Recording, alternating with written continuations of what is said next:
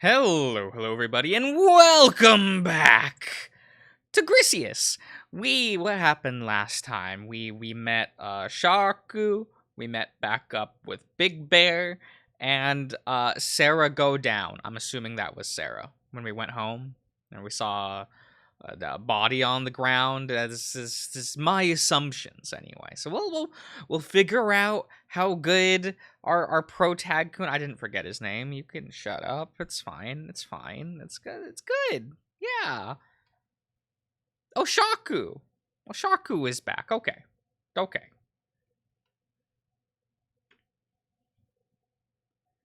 Gray. I don't look at him. Oh, there was nothing we could do. I wince. I'm sorry. Okay. I guess she down permanently. Already? Okay. Okay. You're falling apart. Can't think straight. Could you have saved her? No. You were a worthless drunk. Stop. Weren't there to help her. Save her. You deserve this. Please. For everything you've done. Oh wait, was that the whole line? Yeah, for everything you've done. So get up. And make it right for yourself.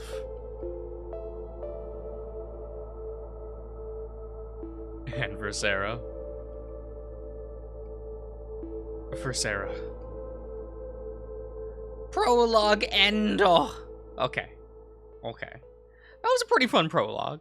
That was pretty cool, you know. I assume that can't be like the whole cast. Oh, look at the chapter 1, and we got a nice close up of is this our Foxu friend? I'm assuming. 1 month later, we are not doing great. we are not doing great, are we? I assume if we're still moping a month later, it is. Or maybe he'll turn his entire life around and it'll be amazing. But, you know, doubt. And we're back seeing Wayne. Very good, very good. Gray. I look around the room. Everything is tidy. The same as before. I shiver. Are you sure this is a good idea? I take a deep breath and turn to him. I'm good. It's just, surreal. He looks off, clearly not happy about my decision. It's only been a month. His voice trails off until he just stands there silently. It's your choice. I glance around the room a little more. Wayne walks over beside the desk, placing his hand on it.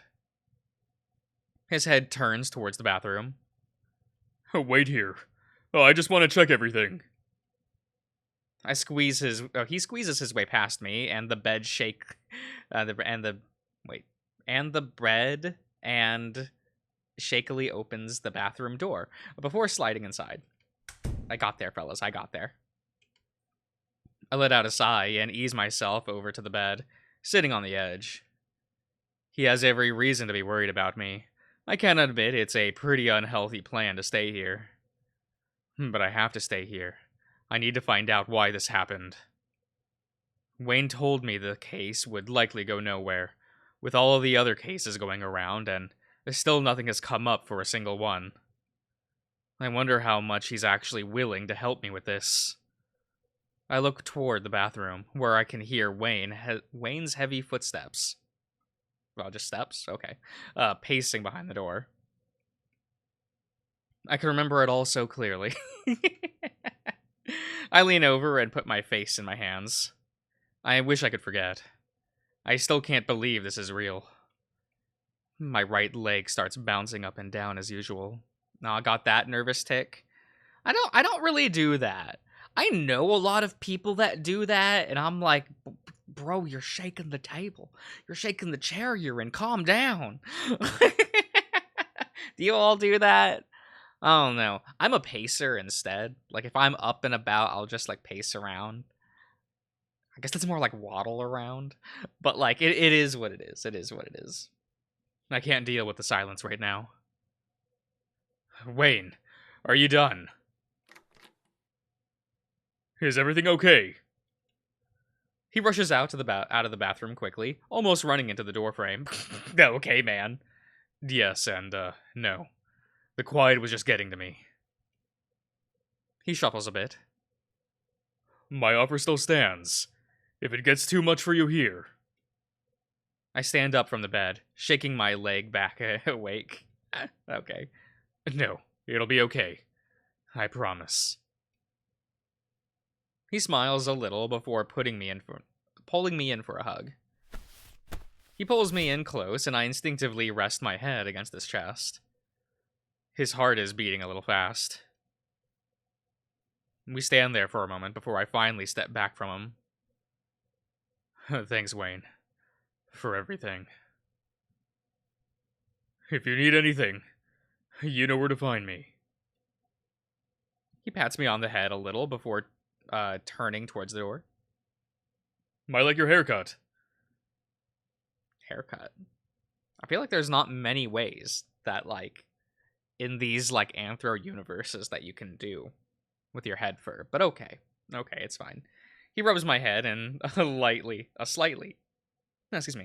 plays with my fur before catching himself. Take care of yourself. And please be careful. I will. Don't worry. He flashes me one last smile before leaving out the door.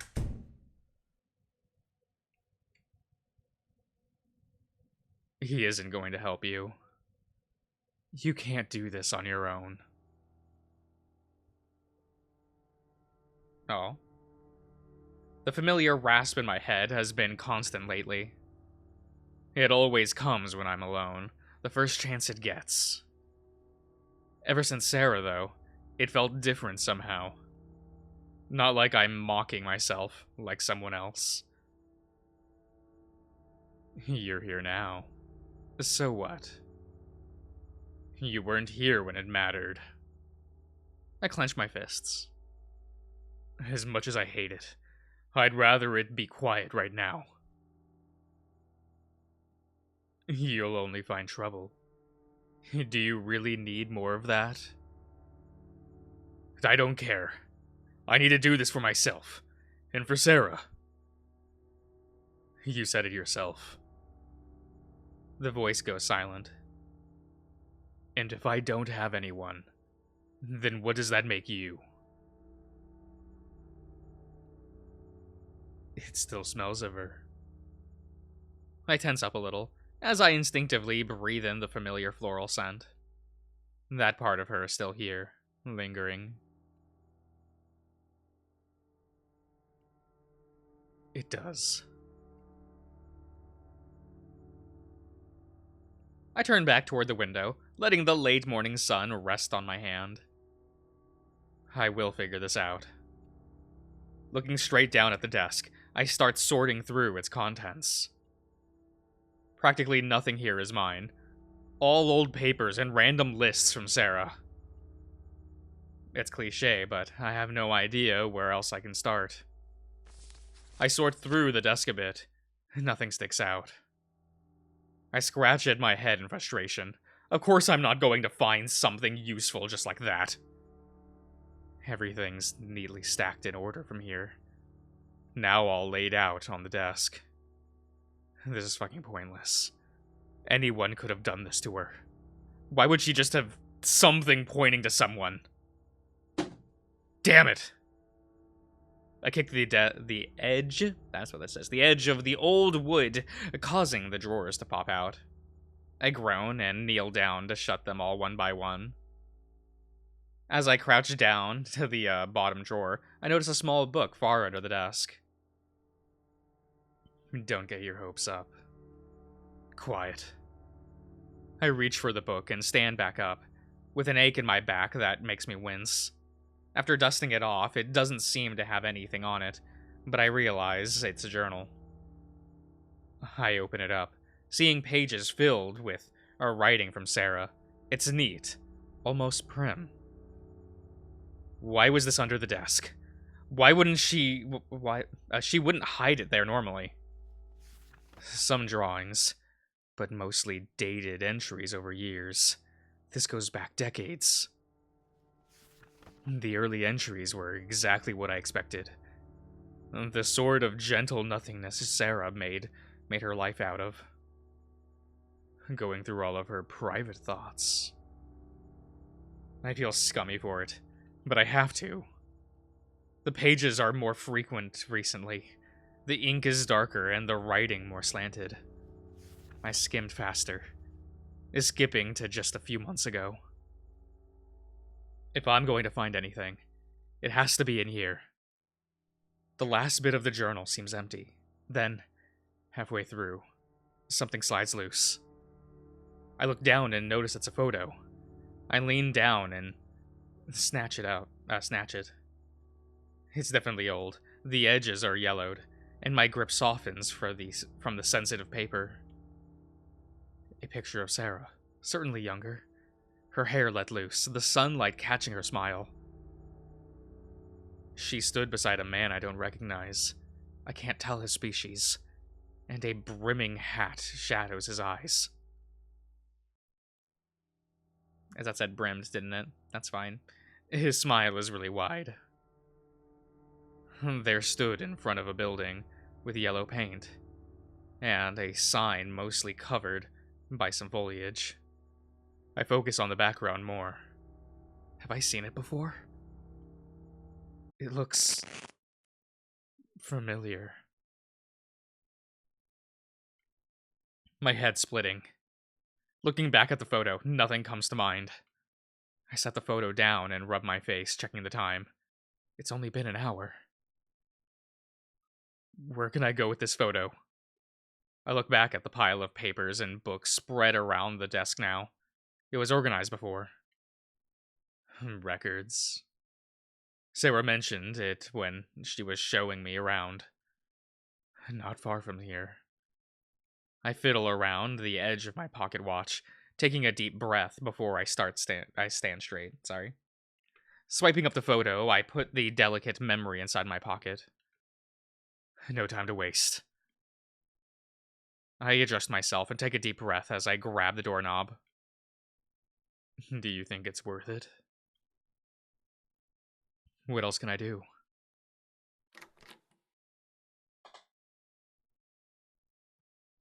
Oh. The door sticks halfway, groaning as I force it open. This place is tucked between two buildings, out of sight. I wouldn't have found it without Sarah. A front desk sits just past the doorway, cluttered with folders and the smell of glue. An old cheetah, sits behind it, gray hair clipped up, and peeking at me. Let's see. I approach, not appreciate, approach, steps echoing off the floor. The photo feels heavier in my pocket than before. She looks up at me with a questioning glare. Yes? Hi. I'm looking for information on a building I believe is, somewhere around here. I slide the photo onto the desk in front of her. She adjusts herself and leans in. She squints closer, and I expect her to pull out some glasses. But she just gets closer. Looks like the Crawford rest home. It seems like this was taken before its renovation. I recognize the area. Went there myself a few times. A wave of relief goes through me, glad to get at least something from this. I show a small grin, until I notice she's not frowning. It shut down back in the 1880s originally. Then it burned down after it was renovated within the last decade. Burned down. Can't get anything from the fire. She leans back with a smack of her lips and reaches under her desk. Why, yes. Probably for the better, too. Lots of stories from that place. What kind of stories? She cautiously looks around before leaning closer to me with a lowered voice. Not the good kind. I'll get the reader for you. Take a look for yourself. I step back a moment as she stands. She towers the desk, even as she hops off the stool. Follow me, sir.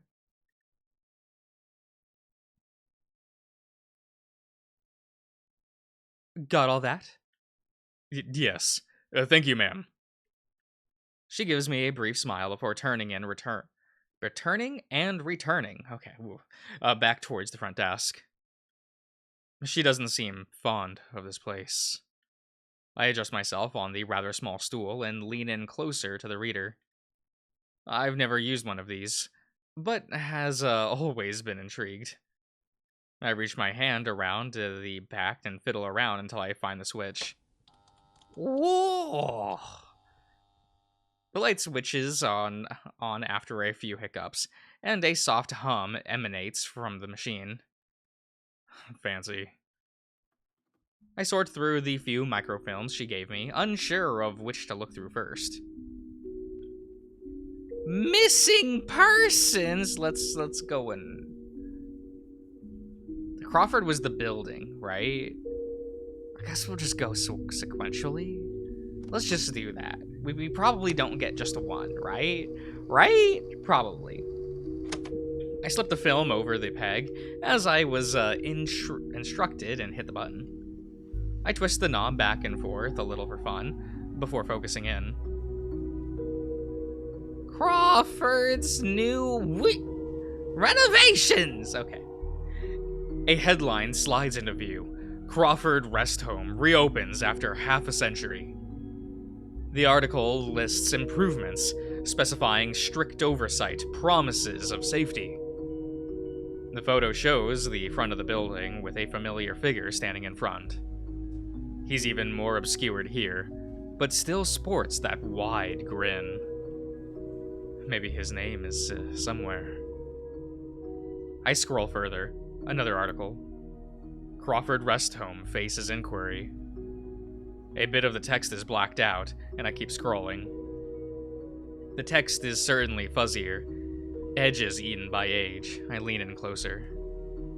2 residents reported unaccounted for. Officials have declined comment. Director L. Holloway has assured families of the institutions. I got there, fellas. Institutions. Commitment to safety. L. Holloway.